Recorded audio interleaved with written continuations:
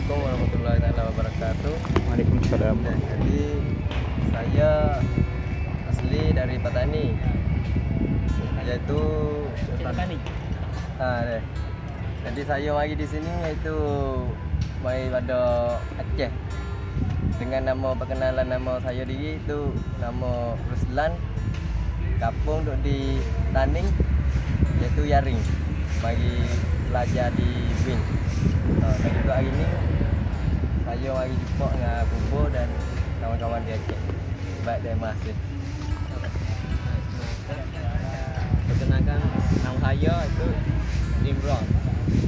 Asal dari Petani di Yarang, di kampung Larasing. Mari di Aceh, mari ngaji di Win Araniri semester 1. Saya terima kasih. Nama saya Tauri. Asal rumah do Taning. Asal rumah Taning mari sini mari ngaji ya. Ngaji tamahe. Baik masuk. Kenalkan, nama saya Nik Sahabudin. Asal di Taning, kampungnya Mayo. Mengaji sini di Desa Puting. Atau kalau tak itu masuk di SMA 5. Baik masuk.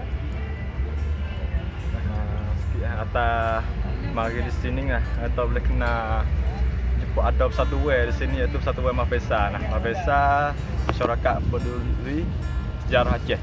Nanti Mapesa ni akan gerak untuk nak cari kubur-kubur atau nisai hak ulama dulu.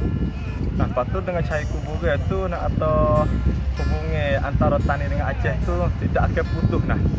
Ada temu satu batu nisai hak nama ditulis di batu nisai tu Syekh Mahmud bin Hassan Syaharnui situ .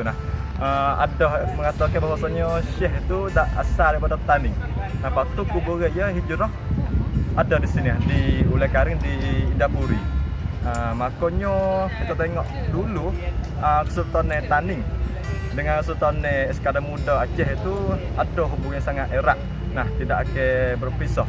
Maka kami berharap ni bahawasanya Aceh dekat Taning tu ada hubungan rapat lagi . Semoga kita boleh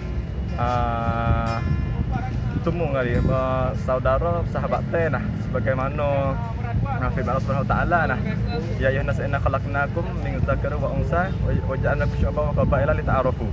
Sebagai ayat itu yang mengatakan wahai manusia, sungguh itu ciptakan kamu dengan bersuku-suku bangsa dengan tujuan apa? Untuk nak kenal mengenal. Itulah tujuan sangat erat. Dan ini saja. Assalamualaikum warahmatullahi wabarakatuh. Waalaikumsalam warahmatullahi wabarakatuh.